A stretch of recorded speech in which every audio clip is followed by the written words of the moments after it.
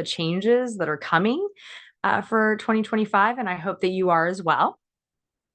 The chat is open. Please throw your questions in there and I'll pause to check in on those. And then Morgan is here as well and can also answer questions as we go along.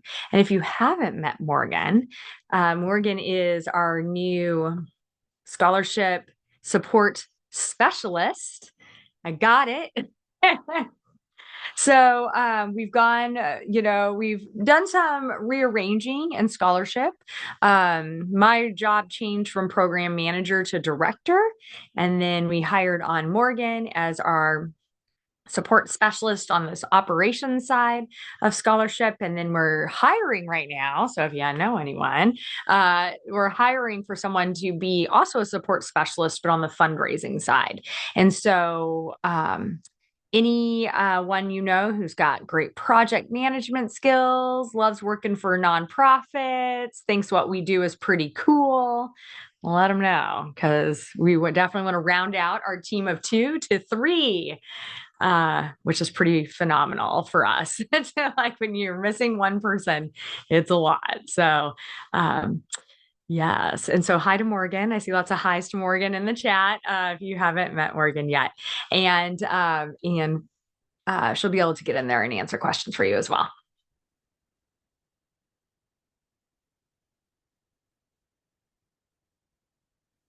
All right. So if you weren't aware from our award season last season, if you haven't seen us in a couple years, we have 70 scholars for this academic year. They started in summer, fall 2024. They're chugging along in 2025. Morgan and I just have been doing check-ins with all our scholars. We're almost done. We've talked to 60 something of the 70 so far. And they're doing well. Things are going. They have concerns, right?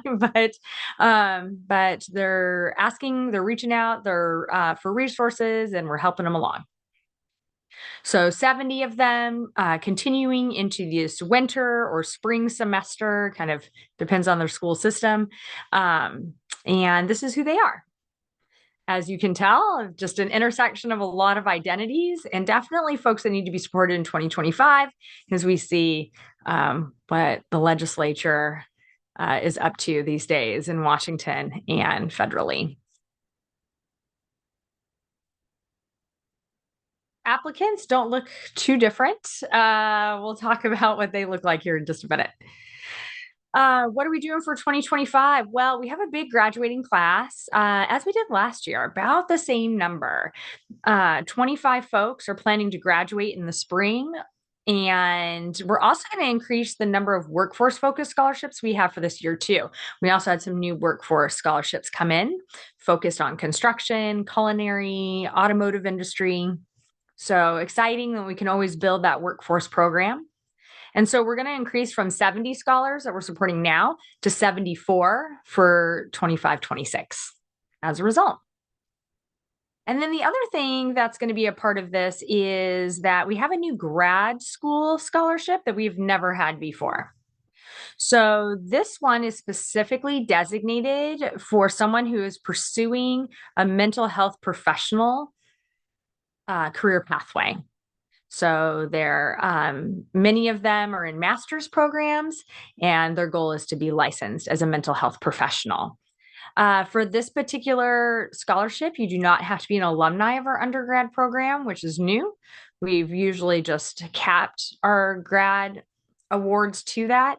But because this was a new fund that was created, we decided to open this up to bring on someone new into our GSBA family. So pretty excited for that. We have great applicants for that. Right before you all got on the call, I was complaining to Morgan about how hard it is to narrow down this group because just phenomenal folks out there who are going to make such a great impact on mental health for our community. So going to be a tough one for that group, but I'm really excited that we get to bring on something new, something GSBA hasn't done before. And then, of course, we're going to do what we always do. We're going to continue supporting all of our scholars to graduation. So, of that 70, 25 vacancies are opening up. But if I do my math right, 35 are continuing, and they didn't reapply. Some of them are moving from 2-year programs to 4-year programs where they've decided to go from associate's to bachelor's degrees. But that's really it. We're just going to carry on with those folks.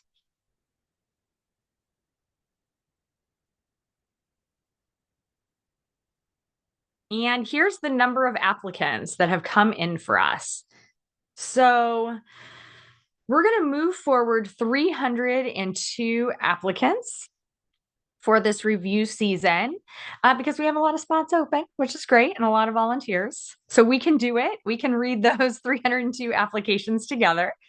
But I want to drop you down to the note. We received 458 applications, which is more than I think we've ever received as an organization since 1991. So I want to give a shout out to Morgan and myself that 2 people did quite a bit of outreach to be able to find 458 people to apply for this.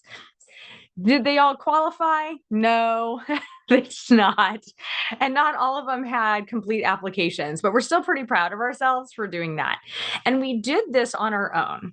So, previous years, for a long time, we have partnered with Pride Foundation to be able to get the word out, to be able to recruit scholars.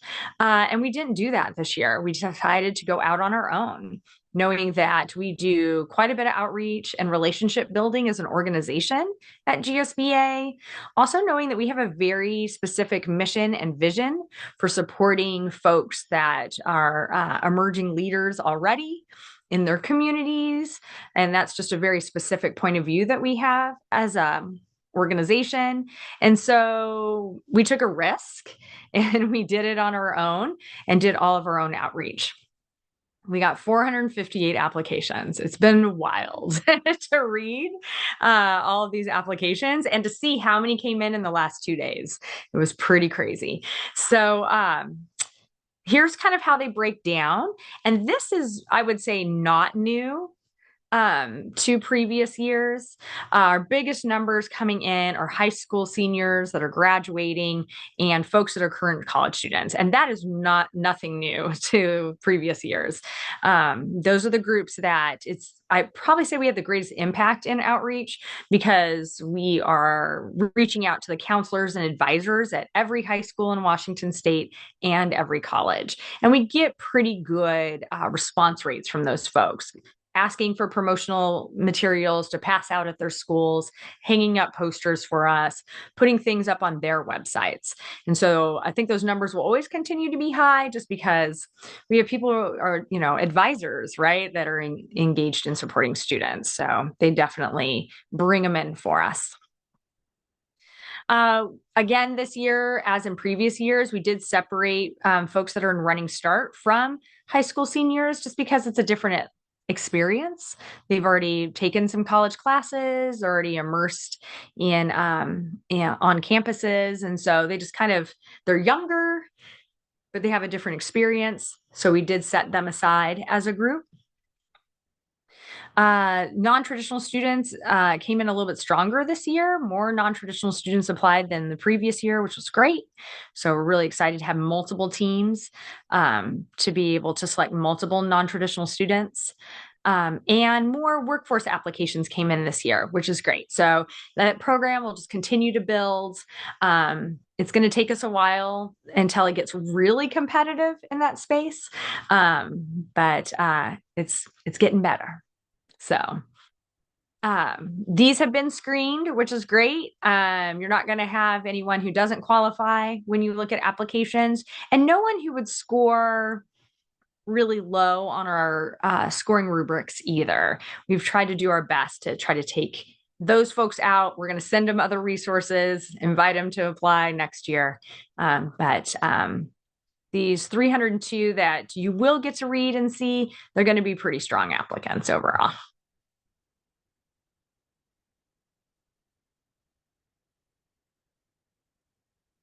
And so you all know that it's about teamwork, right? That's why we're all here together tonight, so we can get this process started as a team.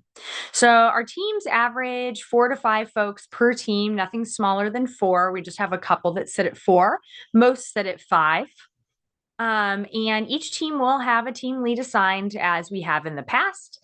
They're all returning reviewers. They're here tonight, and we've talked them into doing it. So thank you very much for the folks who've been willing to just take on that extra level of communication with their teams. Our teams will be assigned 15 to 18 applicants to review. That number is a little bit different than last year. Really try to narrow it down and have more teams this year, less applications.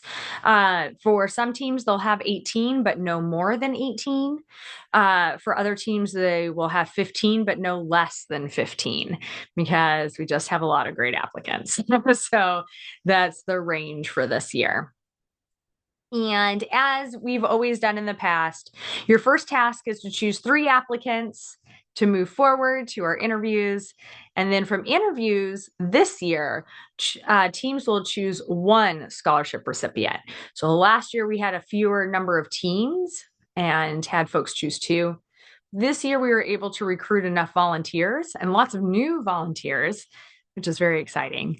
And so we were able to open up more teams, and you will choose just 1 recipient. Good or bad, right? Like, yeah, but just 1. The only exception to that is our grad school team will interview 4 and select 2. And the reason why is because they have 2 folks that they are looking at. They're looking at not only our returning alumni who are now pursuing graduate degrees, and they have a group of 9 of those folks they'll be looking at, but they'll also be looking at a group of 9 folks that are pursuing that mental health pathway. So they'll be looking at 2 and 2, and then in interviews, and then selecting 1 and 1 for those. It was kind of, they're such a small group, and so it didn't make sense to break them out. So we just gave you just kind of a dual purpose for your group in that particular team.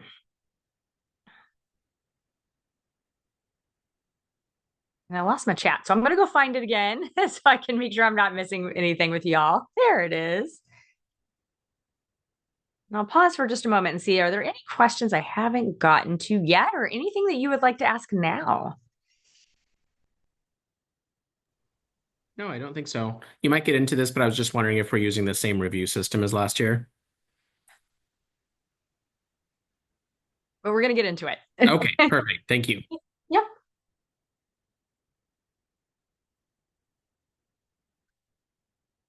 Awesome.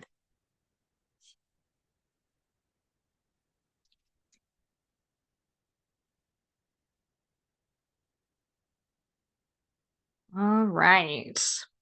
So this year, how are we creating the groups? There's some things that are going to look familiar to you, but we're doing something a little bit different here too.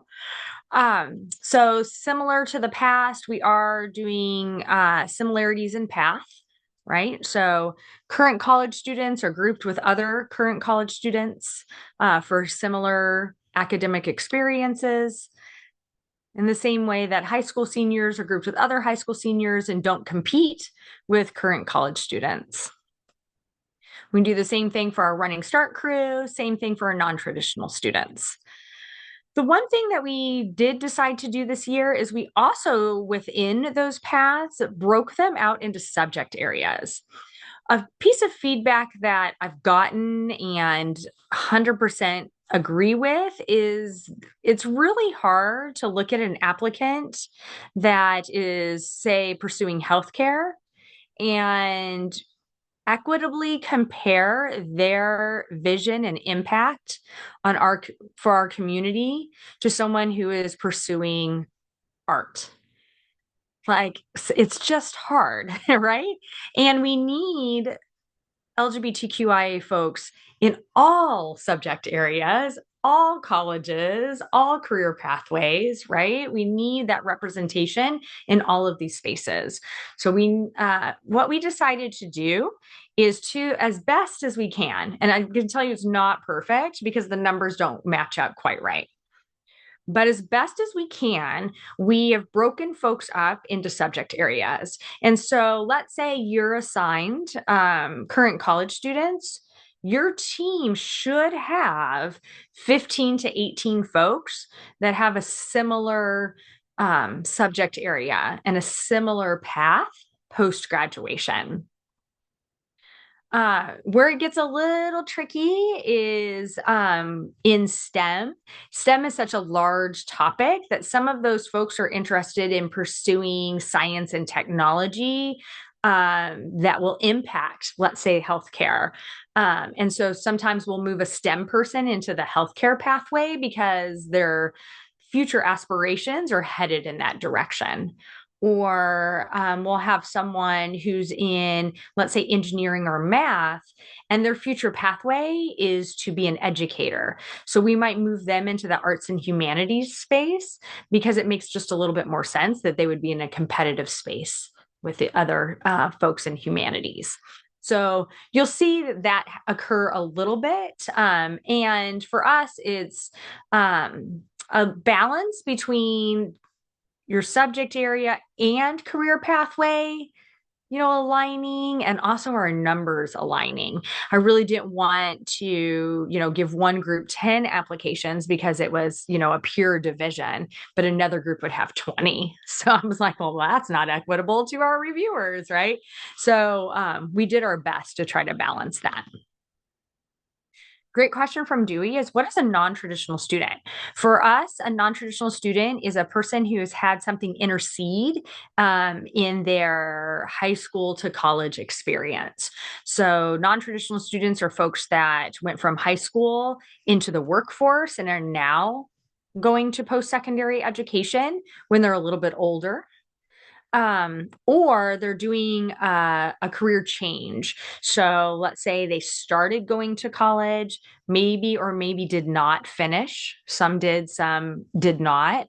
Took a pretty big gap in there and now are going to finish any post-secondary work.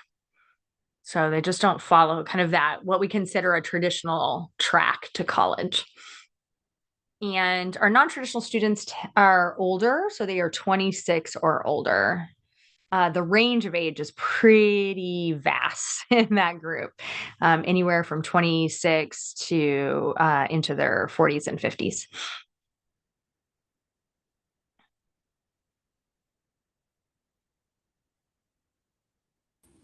Thanks, And great Stacey. question. Thank you for asking. And then, so we've got these similarities in subject areas, but then we're also going back into our groups and we're making sure that we've diversified them. So we're not creating spaces where all BIPOC students, all first generation students, all folks from rural communities are all having to compete with each other in the same space.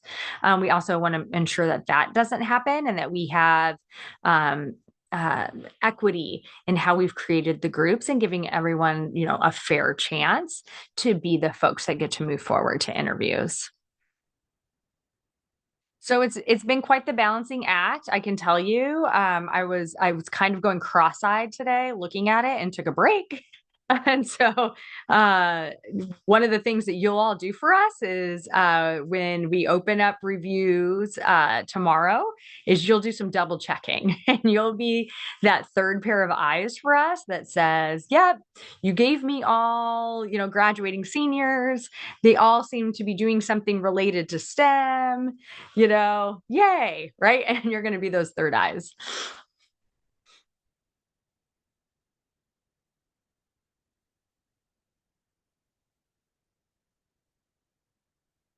So this is going to get to Chris's question about, so how are we going to review these? So this is an entirely different process.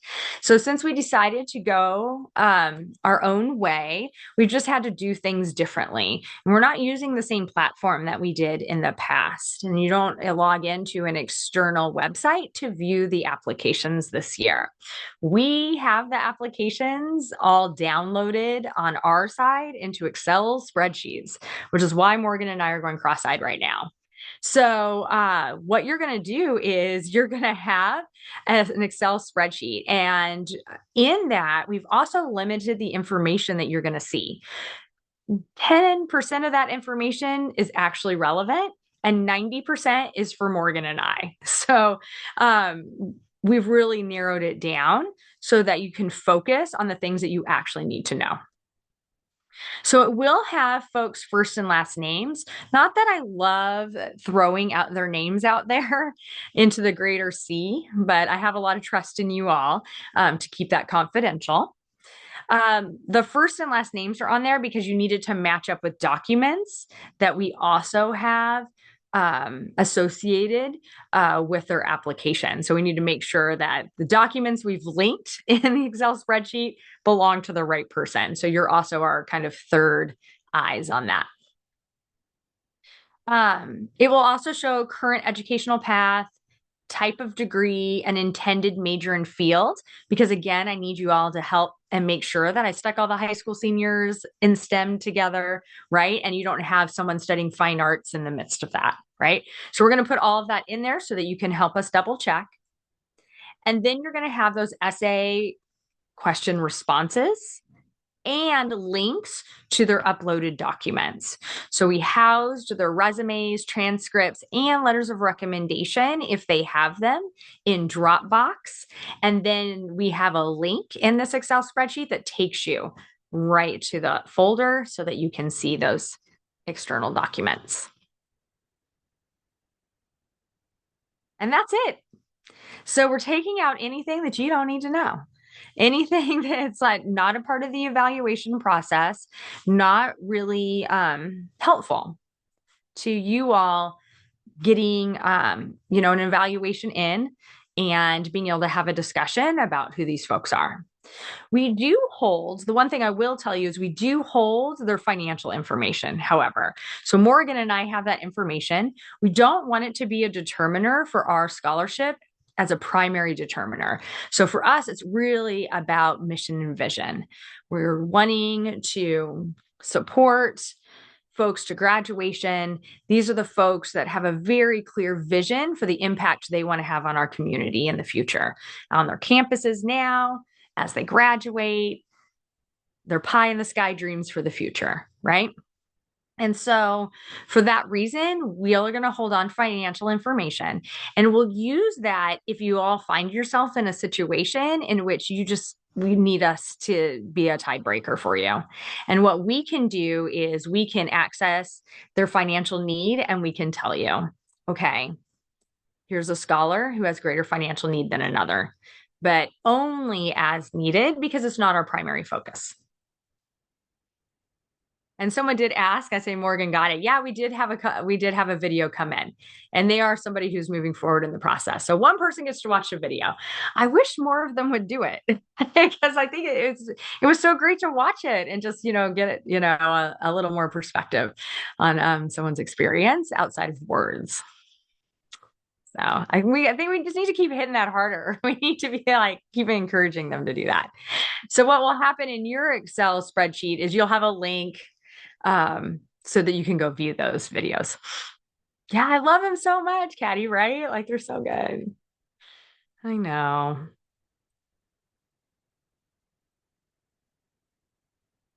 So yeah, Kevin's asking a great question. In prior years, financial need was not one of the official criteria. Did I hear correctly that this year it is criteria? No, it is not.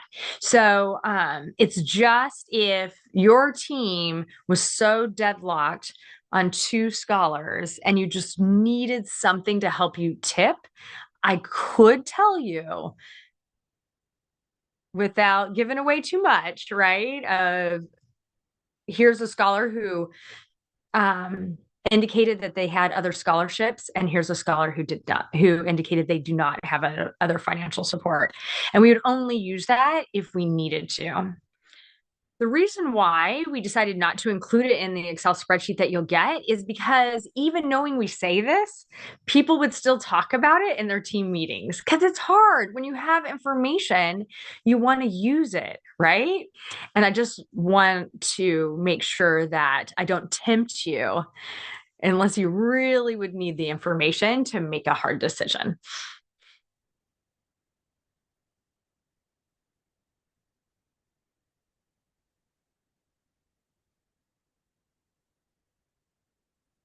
So yeah, like I was saying, you're going to get this spreadsheet. The first thing that you're going to do is you're going to check to make sure these applicants are in the right group. That's the first thing we need you to do for us, because if we got problems, we need to fix them real fast. Once you've done that, then you're going to have this opportunity to read through these essay questions. We're going to have folks read through them without scoring because we'd really like you to get a sense of who is applying. You're going to see for my folks that are in the high school senior group that they don't have the level of detail in something like academic and career goals as somebody who's a non-traditional student, right? If they're just in a very different space in their lives, right? So I want you to go through and just get a good sense of the applicants you have, help you kind of level set a little bit and be like, all right, here's my group, here's where they're at. And then from there, then you're going to jump into what you've always done, right? You're going to return to those essays and using those provided rubrics, then you're going to start doing your evaluation.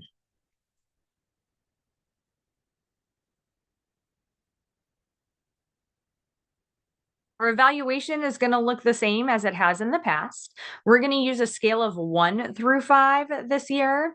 In previous year, we had 0, but I was like, if somebody didn't answer the question, you're not looking at their application.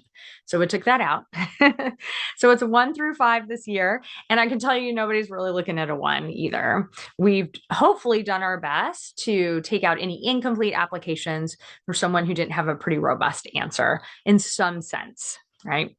Not all answers are robust. We definitely gave you a variety, but within the 3 areas, you definitely have some strong ones and then some folks that are probably not quite as strong. You'll also see there's only 3 areas of evaluation for this year because we've already done a lot of checking on the back end for folks' eligibility.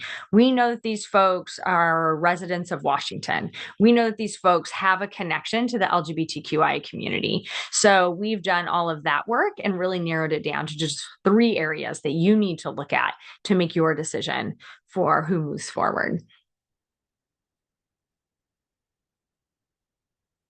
And these are the questions this year. Also different from last year. And I hope that you all appreciate, because I know I appreciate, that we changed the questions to make them so specific that the rubric aligns with the question. So last year, if you remember from previous years, the questions were kind of vague because we shared an application with Pride Foundation. We had to negotiate with them on these questions. And this year we did it. And so our questions get right to the point.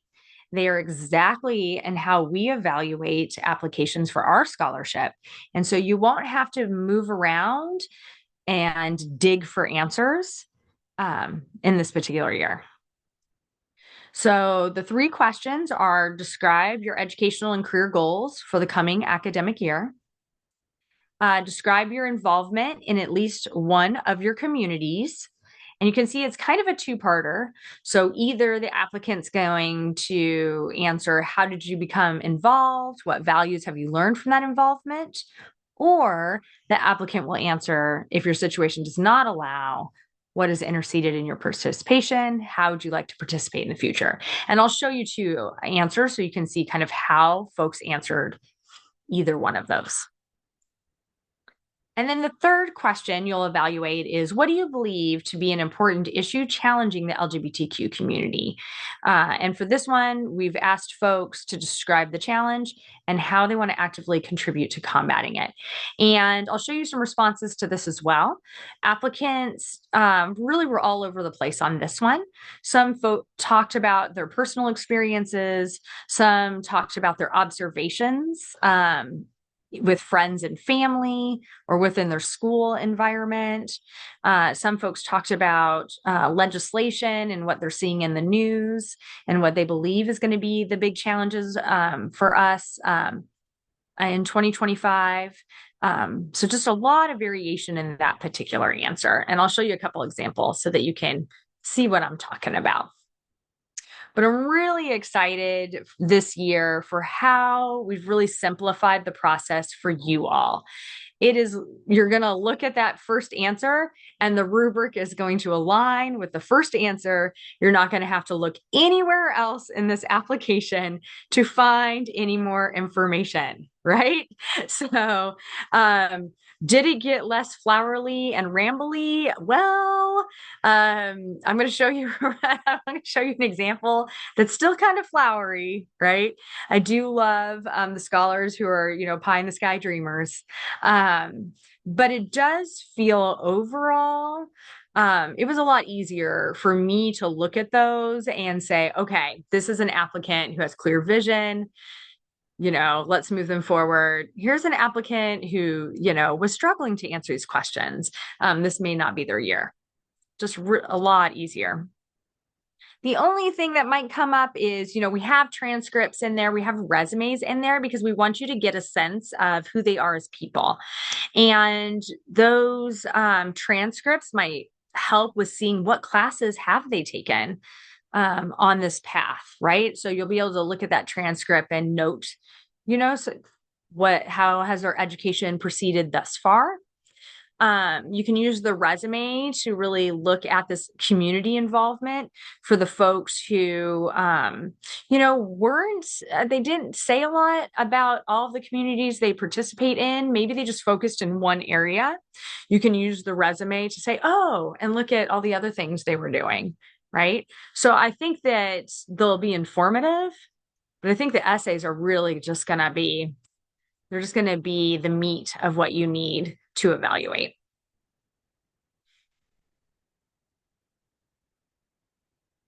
So rubric's pretty similar to last year, really hasn't changed. Like I said, I took out the 0.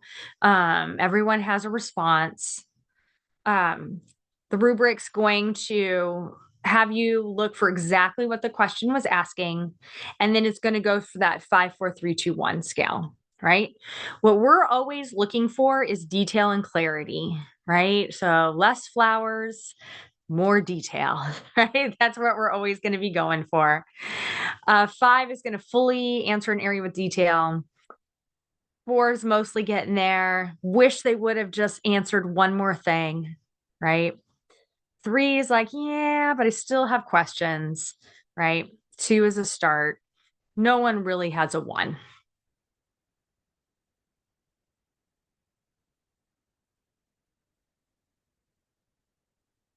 So I'll pause for a moment for you to see an example. Here's an example of a person in running start and how they answered this question.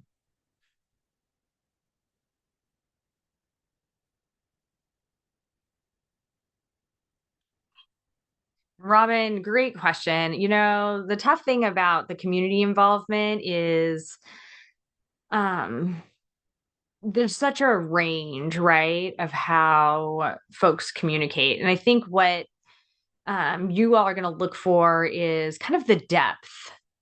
You're really going to look for did they give me a real sense of clarity of why they participate in the communities that they do? I can really see their why. And it doesn't matter to me. I don't want a list of accomplishments. I want to understand what's important to them. And then, Dewey, I'm going to talk about AI. You may notice that this response feels a little AI-ish. It probably is a little AI edited. And we'll talk about that in just a sec.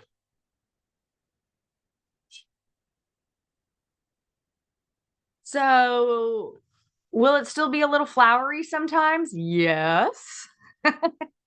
And you may notice that this response feels that way.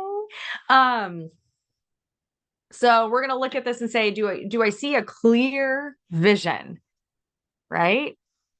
Clear vision for their education, a clear goal for their career post graduation, right? Or potential, where are they giving me some ideas of where they would like to be headed? So that's what we're going to look for. Um, you know, this has got some ideas. It's giving me some vision. Is it a five? Not really. Not really, right? I definitely have some questions for this person. I think there's a lot of opportunity that they could have put in here that, like, what policies to protect the environment, right? Like, I definitely have questions, right? Um, Applying to law firms, right? What would be a good fit for you? And there's all types of law, right? What would make the most sense? So there's detail that could be added to this. So it's a little flowery, even though we ask direct questions, right? And yeah, exactly. So Emmanuel's got it right. If they could just give me some specific detail, then I would understand their story better, right? So this is pretty typical answer for our scholars that are a little bit newer on their path, I would say. Like I said, this is a running start student. They've had some college coursework, right? But they're still younger. They're still figuring out direction. You may have done some AI editing to this. This is more in that three range for us. But what you're going to do is you're going to look at all of these essays and you're going to kind of notice, like you're going to see the lived experience of your students, and then you'll kind of be able to level set in there and say, okay, they're a little dreamy at this point in their lives, and it's all right to be dreamy when you're 18 years old, right? But I wish they would have given me a little detail, so I definitely can't give them a five, right? It definitely didn't have that level of specific detail.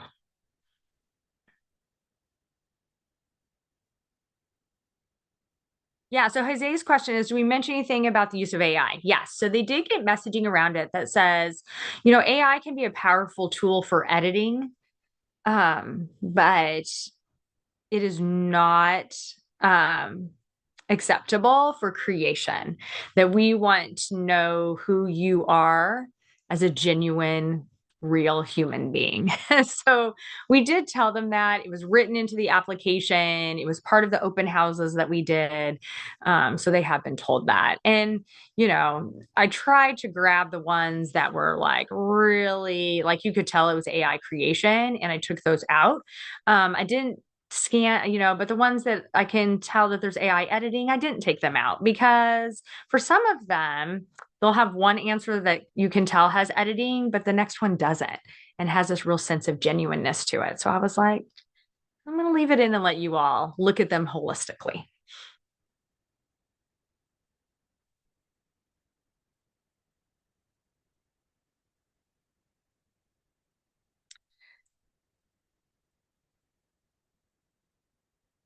So I wanted to give you an example of folks that have potential paths, right? So not everybody knows where they're headed. A lot of our high school seniors are still figuring it out. So for my folks that will have high school seniors, this is a pretty common example of what I was seeing for those folks. Um, Given us a list, right? There's a lot of things that they enjoy. They're still trying to get on the path. They're still trying to figure it out, but they're answering the question. And so I wouldn't, put them on this lower end, because we said a potential path is just as fine, right? So this person is, got a lot of interest: industrial design, human centered design, communications, biology, environmental studies, right? But they're also giving me a very genuine answer to why. And so an answer like this, I set next to the one that has a little AI editing because you can tell that this one was written by a human. So, though it doesn't have a specific path yet, this I would say is a pretty typical answer for our high school applicants, and it answers the question. Still have some questions. I wouldn't give it a 5, but there's also other elements of their application that are really strong. And so we'll also, we'll look at them as holistic people.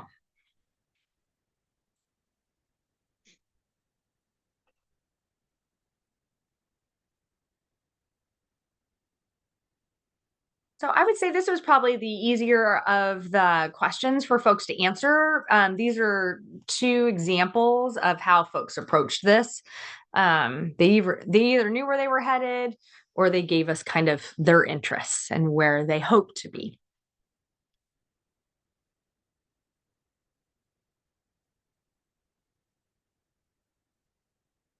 Yeah, and then to Kevin just made a really great point. Yeah, the reading through the application before scoring, reading through all of them before scoring, because yeah, you start to notice the answers that really stand out to be 5s and the answers that really stand out as 2s, right? Because you get a more holistic view of who your group is.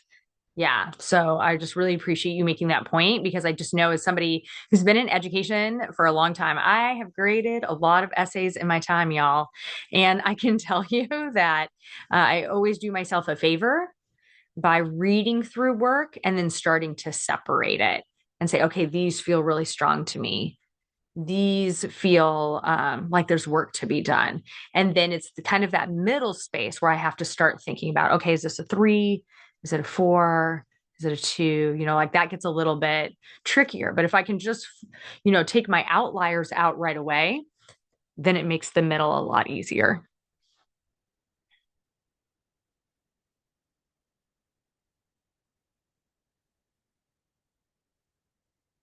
So community involvement, same rubric, right? We're on that 5 through 1 scale.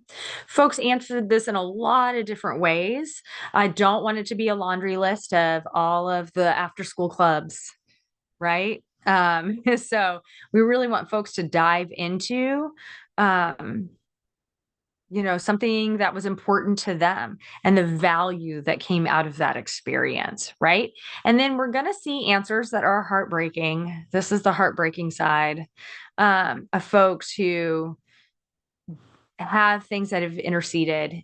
And we want to make sure that they answer the question, that we score it for that. And then just know, the great thing about GSBA is these folks always get resources. So when you see the heartbreaking answer in this area, know that, they stay with us forever.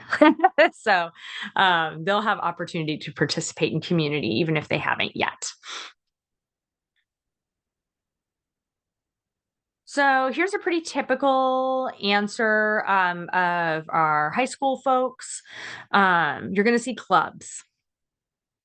That's going to be a lot of how folks have participated is either through clubs or through community service. Here in Seattle School District, community service is still a part of graduation. And so some folks will talk about that and how they found some really awesome community in fulfilling their community service hours. What I like about these answers is the story behind it. So it's lovely to see how participating in community has been important to this person, what they've gained from the experience. I'm just really glad that we asked this question in a new way because I think we just learn a lot more about these folks. I'm just going to throw it over here next to the rubric, same response, right? So involvement in at least one of their communities, how they became involved, what values they learned from that involvement. This person answered the question. I still have some questions, I would love to know more. Luckily, they have some other essays. So I do get to know these applicants a little bit better than this one experience, right? So this one does sit in the middle. There's definitely some questions we have, right? And this is a pretty typical answer for our high school students.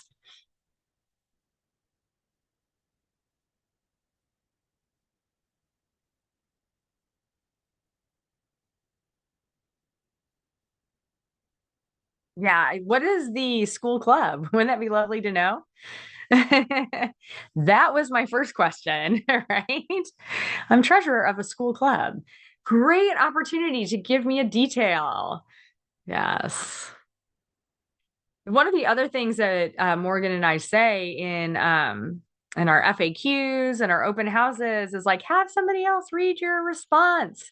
But I will also tell you that we probably got 100 applications on the day it closed. So this may have been one of those folks who didn't have time for someone else to read. Yeah, because they probably would have caught that and said, you maybe you should say what school club it is. Yeah.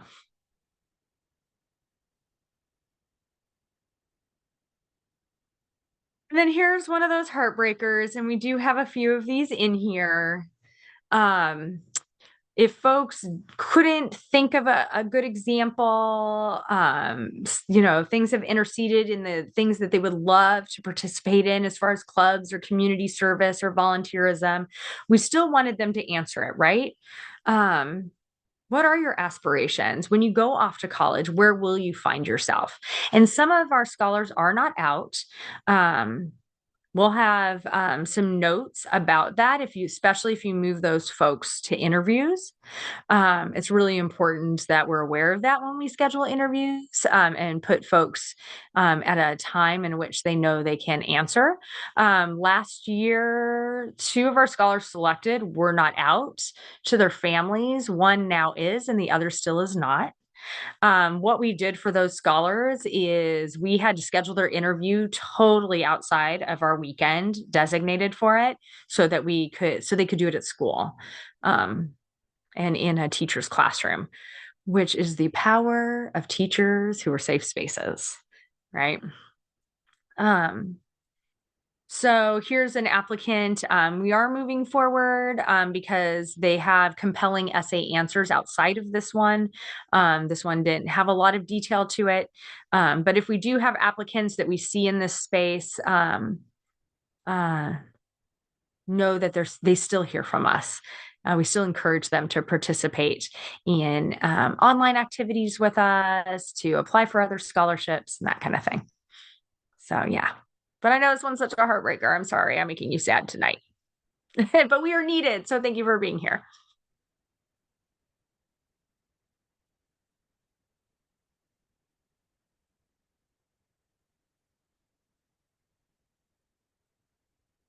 And then this is the space where, it gets tough, where folks forget to tell us stuff. And so before you score community, if you would go look at their resume, I think that would be really helpful because you might see someone who indicates that they haven't had a lot of opportunity. Um, you might be able to, suss out in the resume, well, actually, you were doing some pretty cool things. Look at the things that you were doing. And it might just be informative of community before you throw on a score. So here's an example of someone who indicated that, I haven't had a lot of opportunity, but I'm really excited to get into college. Here's the things I know I want to do and the spaces I'd like to be in. And then I look at their resume and then I'm like, yeah, you know, I see why, right? You've been working. So, okay, that makes a lot of sense of why you haven't gotten to do the things that you really want to do. So I just use it as information. Not that it's going to push you to a 5, if they just didn't answer the question fully, they didn't, right? But yeah, there's information there. And driving is a skill, Dewey, because I have taught a 20-year-old now, he's 20 now, and starting to teach a 16-year-old how to drive. And let me tell you, like a lot of these gray hairs, it's a skill. Parallel parking. Hey now. That's what they should put on their resume.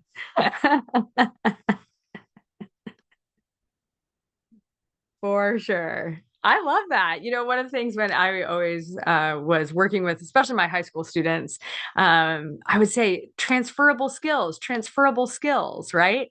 Like, what are the things that you do that is a skill you can apply to many different areas of your life? So I appreciate this person saying, I can drive. Oh, Jose, calling him out. I still have touch and go days. All right. And then our third area is a connection to the LGBTQ community. You'll know from the past, like we did not ask this question outright. It was an area that with Pride Foundation that I was like, you guys are killing me. Like, just I could not get them to ask a very specific question about kind of that, vision for our community. Like that's the whole purpose of GSBA is like we're activating, engaging these leaders in community, right? And and I just couldn't get them to ask that question. But we took over our own application, and so now we're here, right? So we've asked them, what are important issues in our community? How do you want to address them? So these, I would say, by far, are the best responses of everyone's application. I was just truly impressed. And let me show you an example of somebody who is older, is a college student right now, but just how they're answering these questions. And our high school students were in this space. Running Start students were in this space. Like they just were really engaged in these responses.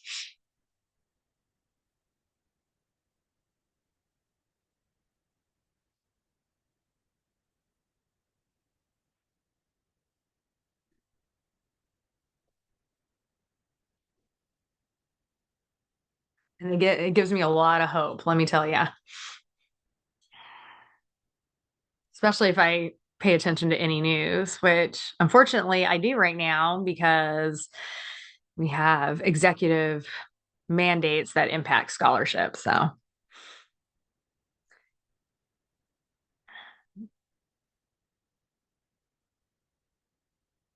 going to move forward in this slide, but it's on the next one. And if you're looking at the chat, just so you know that Sarah and Jose have the same child. So if there's any harassing in there, it is all in fun.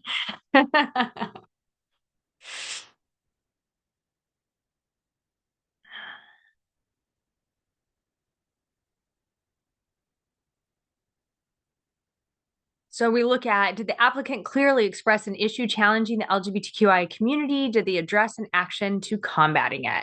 What I love about this response, and clearly this is someone who's on the latter half of their college experience. So just very, they've spent time writing, right? They get how to address this prompt pretty well. Is they spend the first paragraph really explaining the issue. They spend the second paragraph with very specific actions. So that's that kind of detail and clarity that we're looking for. So in the first paragraph, you can see that they really dig into very specific issues for trans students. And it's in sports, it's bathroom usage, right? It's being manipulated to politicians' advantage, right? We're getting very specific. And then in our action to address it, again, looks like offering my pronouns and introductions, openly talking about gender, using inclusive language, right? So avoiding the flowery and just really like hitting us with the details.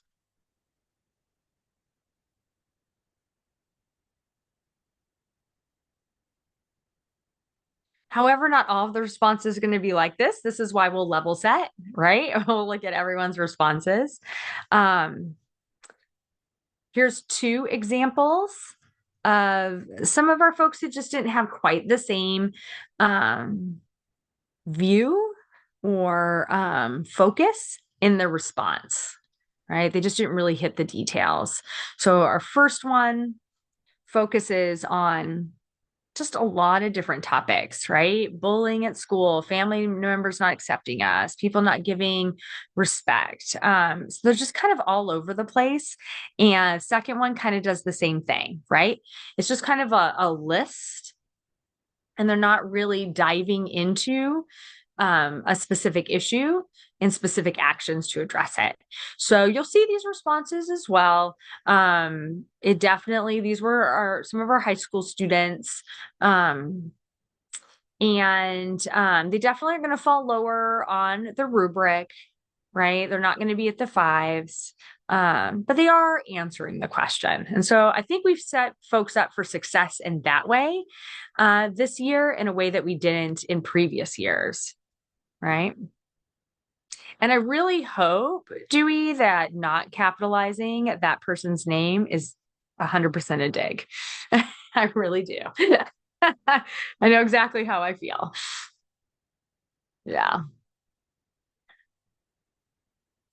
So going to the AI, right? The AI question.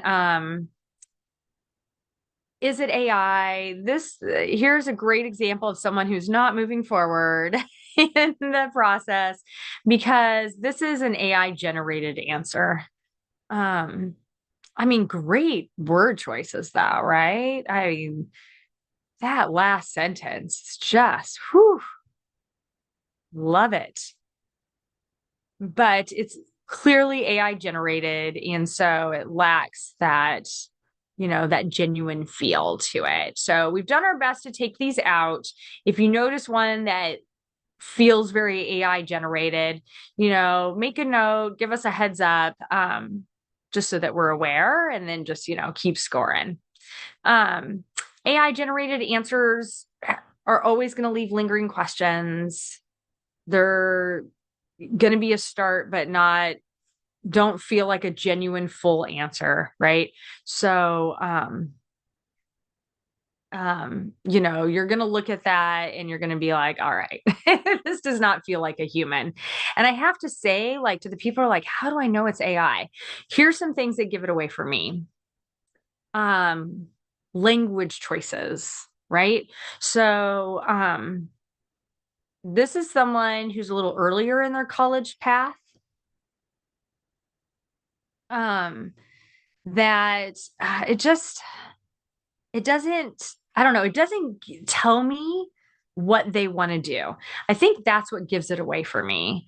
Um, is that I'm just not getting a clear view and this is answering the academic and career goals. So, okay, they want to work in nonprofit.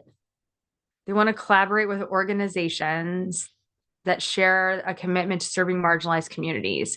But that's so big that I don't know where that's headed. You know what I mean? Um, I want to create positive change, right? What does that mean, right? Um, I think that's going to be really helpful for you saying, like, I'm not sure. I have a lot of questions. And I think if you can just identify that, like, same, I don't want to judge.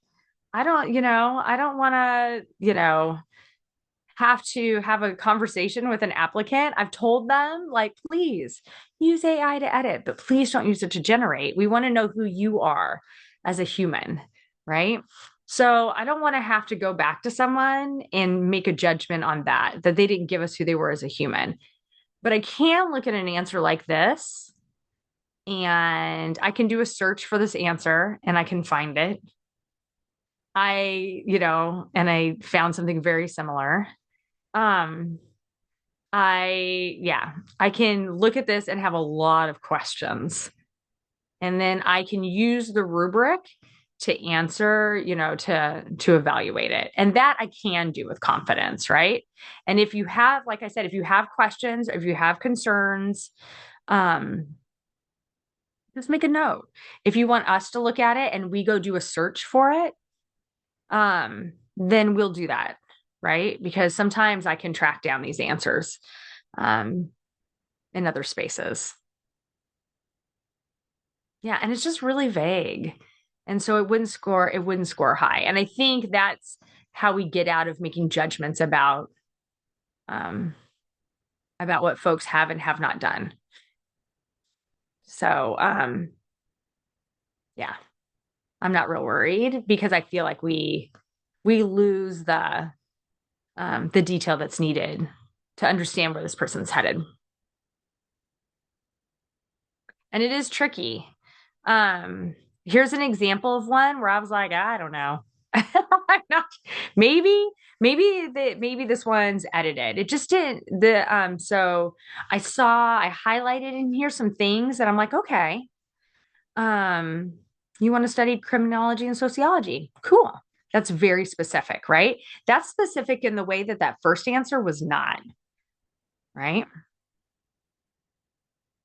Um, They are interested in real world issues, particularly things that are related to crime prevention and community safety.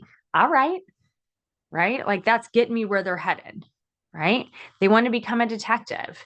They want to join the ranks of the FBI. So there's the difference, right? If someone used AI editing to make sure that their word choices were great. Like it was one thing AI is really great for is it will take flowery, long responses and make them a little more succinct and to the point. And if a person did that, great, fine, right? Because then they're using the tool for an accessibility point, space, right? My answer's more to the point. We do have character limitations on their answers. So using AI editing, have at it, right? If it helps you express yourself. And what the difference here for me is that I see specific details. Even if I suspect that there might be a little AI in this response, I don't have to make that judgment because I have clarity and I have detail. And there are like to the point people are making in the chat, there are websites that you can put in the details and it will write it for you. But you have to start with the details, which is the thing I'm looking for.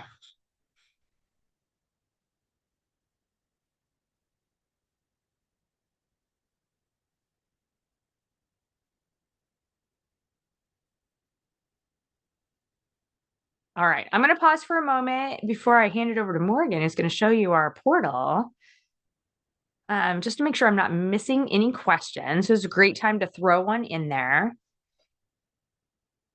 And then to the folks who are like, yeah, I don't know if I could identify AI, don't worry about it. Um,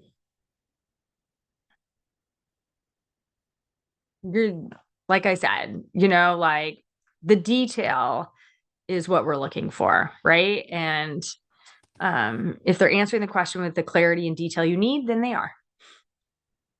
And if they use it to edit for clarity and grammar and spelling, then that's all good. I'm totally fine with that.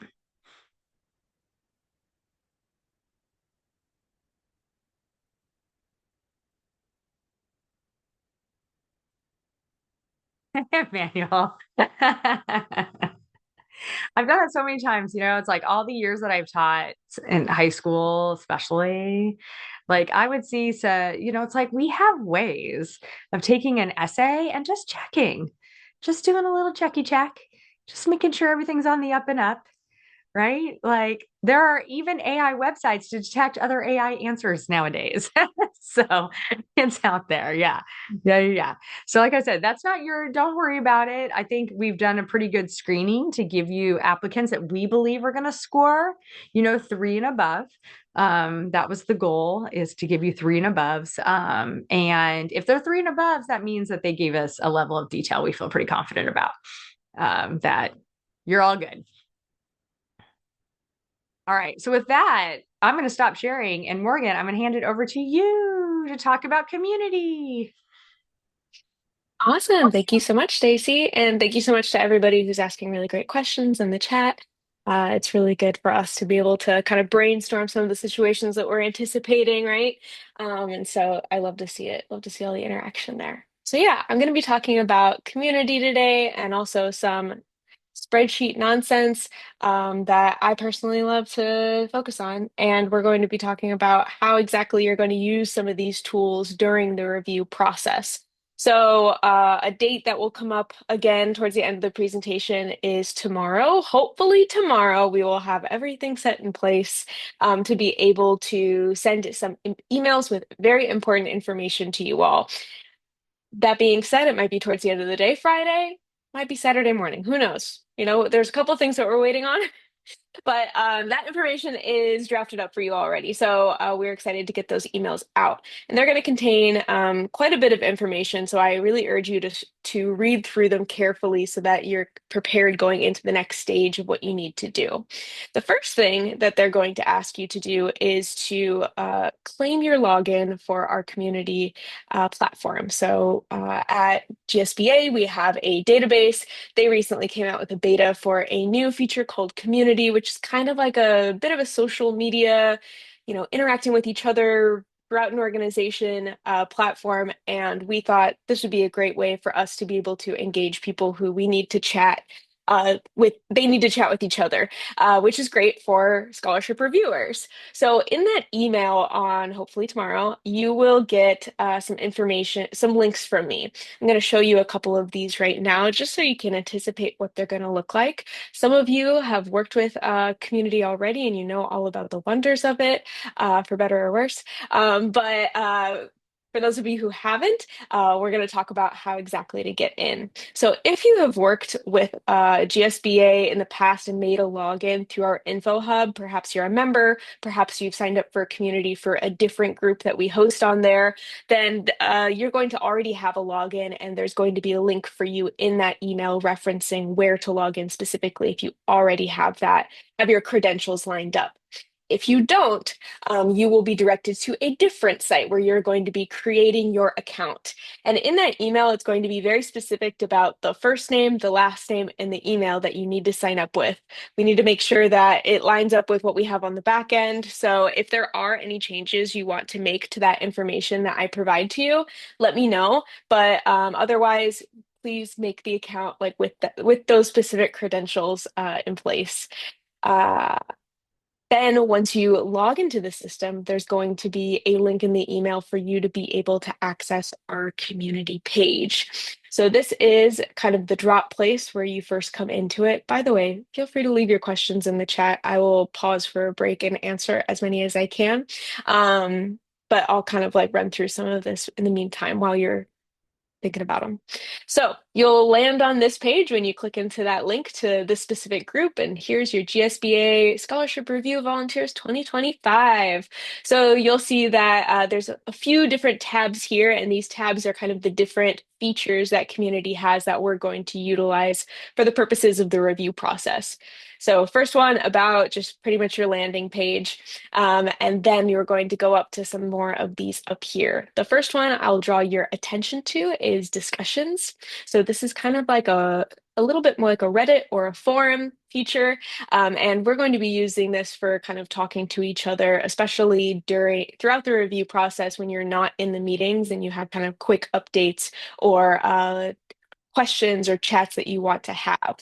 The first chat is going to be a general one. This is, for anybody who wants to join it. If you have questions for me and Stacy, that's a great place to add them if you want to chat something out to the entire group or, have a question of how are you all dealing with this part of the process. This would be a great place for that. Otherwise, these are team chats down here. So team 1, team 2, team 3. So as you go through these, you'll see a team number, you'll see the type of students that are in that group. For example, team 1 has high school seniors, and you'll see the team leader. In that email that you get from us with all of that info about logging into community, we're also going to give you your team assignments. So you'll know specifically what team number you're in, what type of students are in that group, who your team leader is, and their email as well if you need to get in touch with them. One first thing that we would love for you all to do once you log into Community for the first time, just so that me and Stacy know that you are here and you've made it in safely, is go into this discussion tab, go to your team chat, and introduce yourself. So I have put a little chat in here that says, introduce yourself, tell us your name, your pronouns, your email address. Are you a new or returning volunteer? Are you a scholarship alumni? We'd love to know. And maybe something you're excited about experiencing as a volunteer this year. I know all of you are returning volunteers, so is there anything new about the process that you're excited to kind of see in action this year that's different from other years? We'd love to know. So this will not only kind of introduce yourself to your group, allow them to get your contact info for if they need to reach out about anything, but also let me and Stacy know, okay, this person made it safely into community. Great. So that is feature number one. I'll do a quick check here and see if there's some things in the chat to address. Hopefully, Dewey, your account will work. Uh, is the site mobile friendly? I personally have not tried it on mobile. I believe so, though I will say that you need to be uh, on desktop to do some of the features that we're going to be looking at, specifically with resources and with meetings. So I would recommend when you're accessing those parts of the site for those purposes, probably desktop is the way to go. Awesome. Okay, sweet. So next I will move on to resources. So this is going to be a page where we're going to organize all the files that you're going to need for the scholarship review process. So currently it's, just a couple things in here because we're getting things ready still. In this kind of like general area at the top, if I change kind of the view, you'll see that they're in a general folder. We're going to have a few different things. One is the slides from this presentation. So if you want to reference back to them, if you're like, what did Stacy say about this?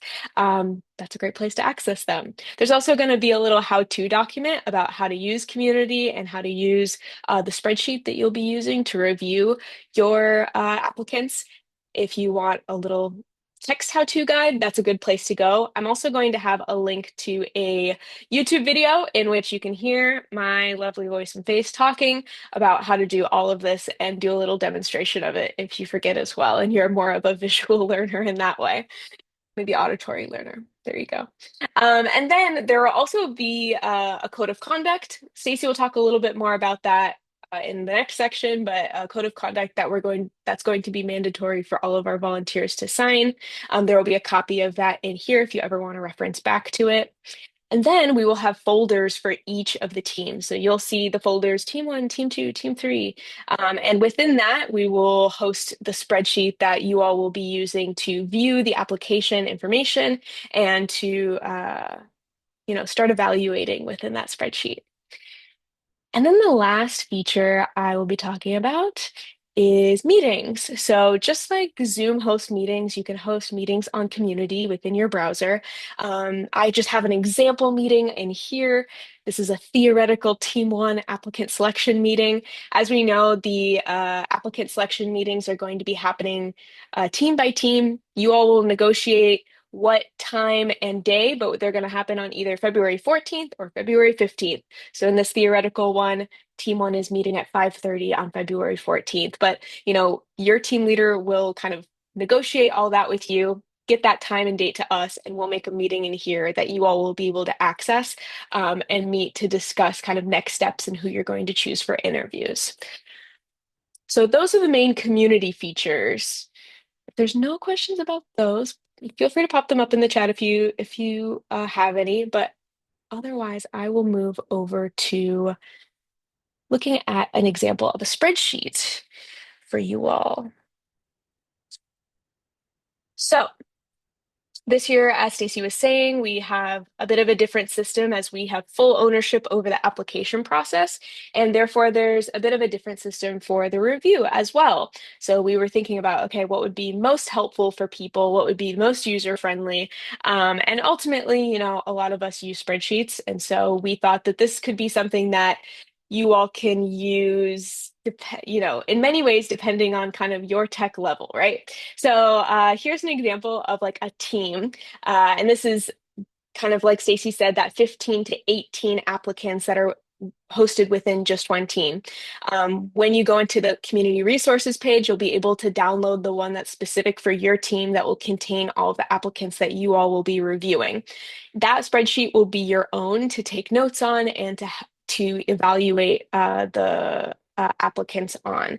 And so feel free to save it someplace safe on your desktop so that when you do have that applicant meeting down the road or when you want to come back to it and read some more responses, you can easily access it again.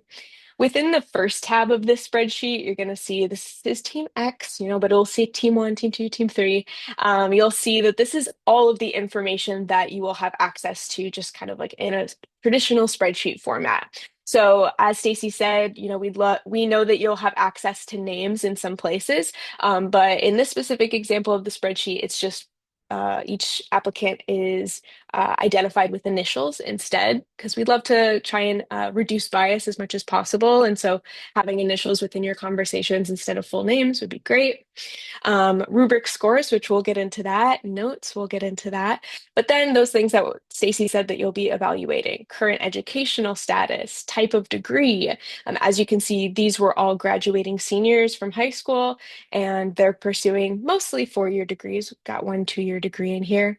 This was just a random group taken. All these people probably won't be in the same group, and all of their initials are random, so no identifying information here. And then intended field or major, a link to the Dropbox where they will have their resume, their transcript, as well as any letters of recommendation they provide. Letters of recommendation are optional on the application, so you may have some students that include them, you might have some that don't. Also, their essay responses, as we've kind of gone over, that's the main thing that you're going to be grading and looking for. So this is academic and career goals, community participation, and connection to LGBTQ plus community.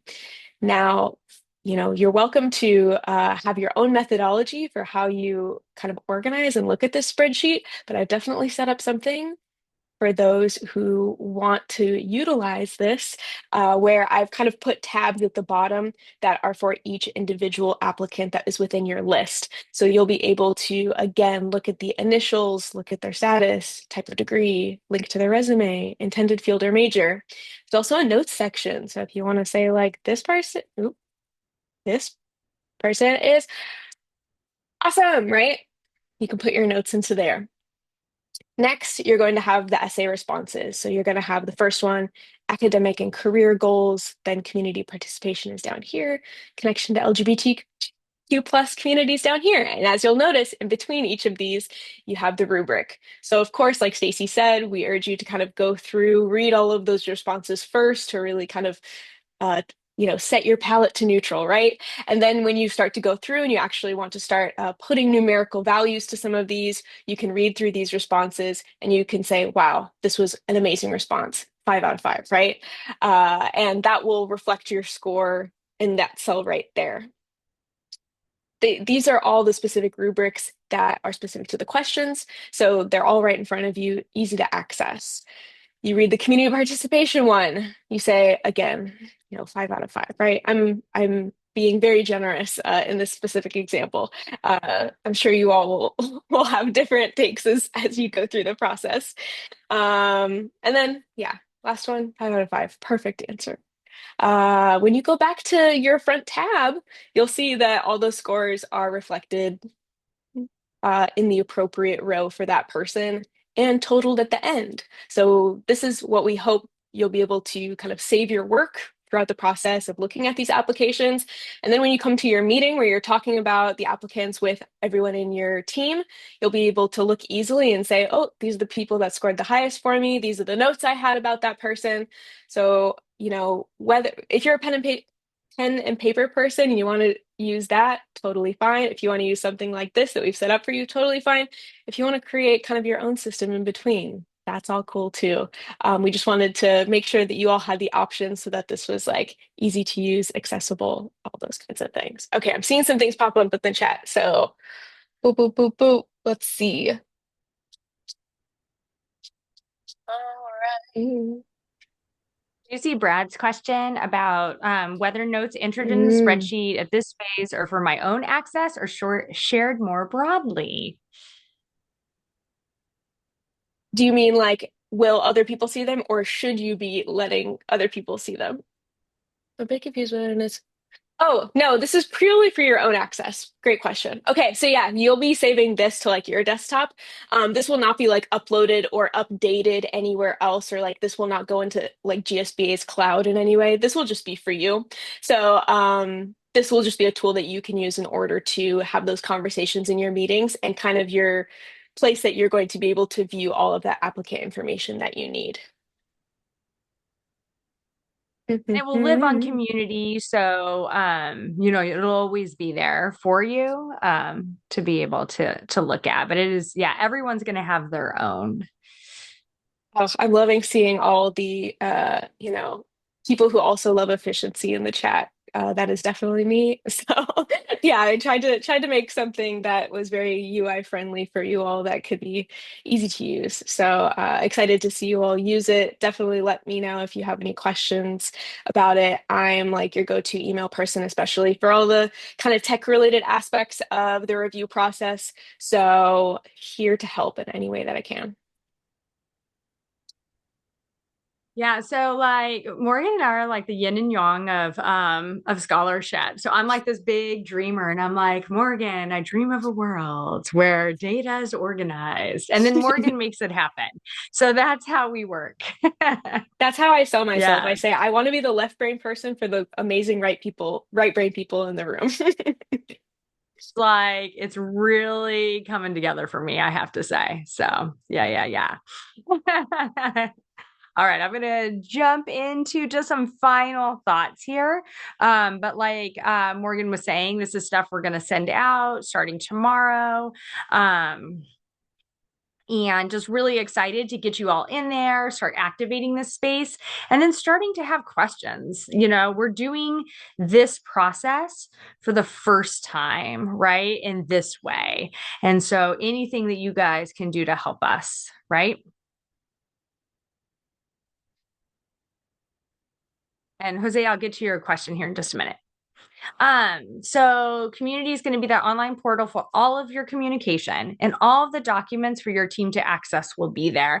But like Morgan said, it's up to you on how you want to use that spreadsheet. It's going to exist. And some people may want to download a copy so that they can look on it and make notes. Some people want to just print out their own document or create their own document for notes and numbers to access. I mean, it's really up to you how you want to use it.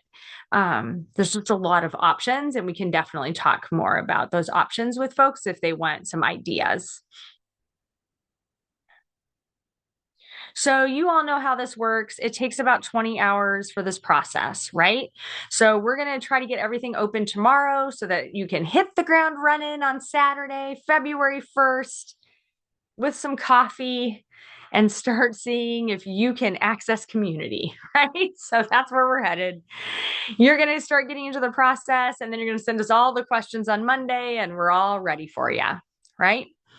The other thing I want you to do right now is look at your calendars for February 5th, 14th or 15th, because you and your team need to decide what day and time of day is going to work best for you all to create your team meetings, and then we'll get those set up for you. And then from there, at the end of day, February 15th, we're going to have a nice list of folks that we're going to set up interviews with. And we'll be setting up those interviews for Friday or Saturday, March 14th or 15th. Interviews are online. You'll also, as a team, give us your preferred day, and then we'll do our best to get your applicants in that space. Be available on email. A lot of information's coming your way, and quick responses are really helpful for us, especially when it comes to interview scheduling.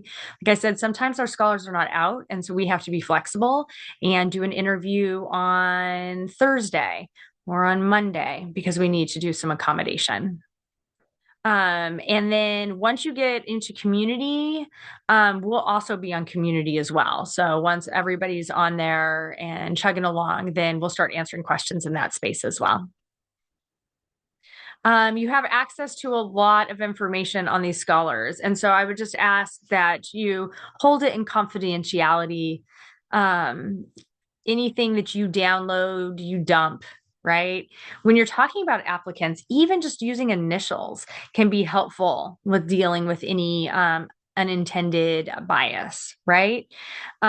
Be careful about sharing details with anybody outside of our circle. If you share a story with a school name, you could unintentionally identify someone, and we definitely don't want to be in that space. So please do, though we're giving you a lot of access to information, please do treat it gently. And then Morgan mentioned another thing we're going to be sending out and putting on community is a code of conduct. So we're going to have a pretty specific code of conduct that we're going to have everybody sign off on as they do get into applications. It applies to everyone. It's staff, it's students, it's volunteers, it's everyone who's involved in GSBA scholarship. It's for this, right? It's for volunteer meetings, it's for interviews, it's for meeting scholars, it's all of the things, whether that's online or in person. And essentially, we're just saying, hey, we all agree that no matter where we're at or what the event is, we're going to treat everyone with respect, integrity, fairness. We're not going to force or pressure a participant to enter into any conversation they're uncomfortable in, and that we would refrain from any behavior that would endanger the health, safety, or well being of our participants. And that does include any of provided information in their applications. We wouldn't do anything to intentionally harm anybody in our community. In that code of conduct, it'll also talk about any violations. So let's say there's a conversation that's happening within your team that doesn't feel confidential or safe. We're going to take the reporting of that outside of Morgan and I and have it go to our VP of operations so that she can be that impartial third party and give us some perspective on the violation and where we should move forward with that. And we have some examples in there, especially in the online space, just thinking about how we talk when we're in our team meetings, when we're emailing with each other, when we conduct these interviews. We always want to make sure that we're just being really thoughtful to how we speak with folks that are engaging with us because they need financial assistance to go to college. Right. And there's just inherently a power dynamic in that. And so we just need to be really thoughtful in the word choices we use and the conversations that we have. So there's a lot of words on this. Like I said, it's going to come out to you all tomorrow, and then we'll have everybody sign off on it as well. And we do this, because we just want to level set on expectations and what we consider positive conduct in scholarship. And then finally, be on the lookout for this information on community. As you can see, Morgan and I have a lot of work ahead of us tomorrow. And so we're really going to try to get everything out by the end of the day. That's our goal. Included tomorrow will be the code of conduct and getting your electronic signature so that you can continue in the process with us. Check your calendar for availability so that you can talk with your team lead now about which day you prefer and time of day. And then, yes, if you recognize an applicant as you're getting in to community, please let us know. There are applicants in here that I know personally. And so I immediately had to be like, I'm not looking at this. I'm not going to be a part of taking them out. Right. So if you notice that, please let us know so that we can also make sure that we move any decision making to the most unbiased space we can. And with that, I'm going to go into our final questions. We've covered so much information. Thanks for hanging in there with us all. I see a question from Robin. In the past, the scoring rubric had a section that specifically gave preference to applicants who fell into one or more of various marginalized groups. And that's no longer the case. Yeah. So everyone that you are seeing does fall in one or more various marginalized groups. So we just went ahead and did that screening on our own. Yeah. So yeah, just made it easier. We just want you to focus on the essays because, that's already hard enough.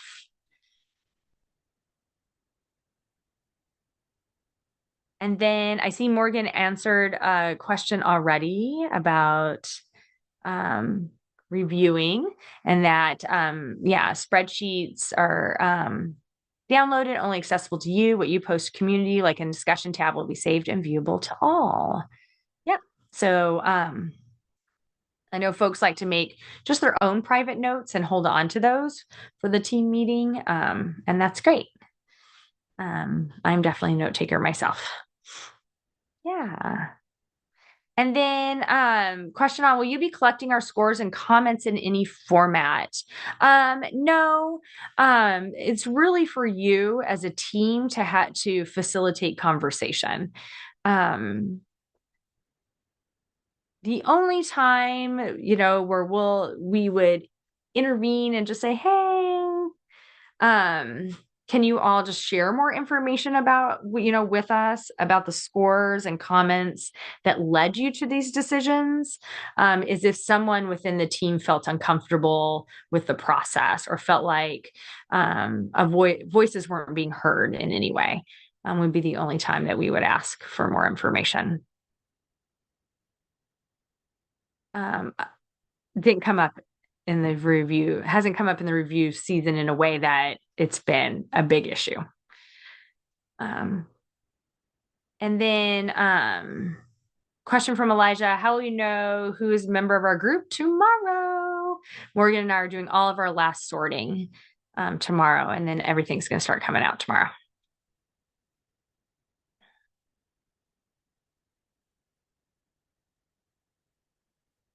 And I'll hang around for any other questions that pop up. But if you need to go, thank you so much for being here. I super appreciate you. It's going to be a great year.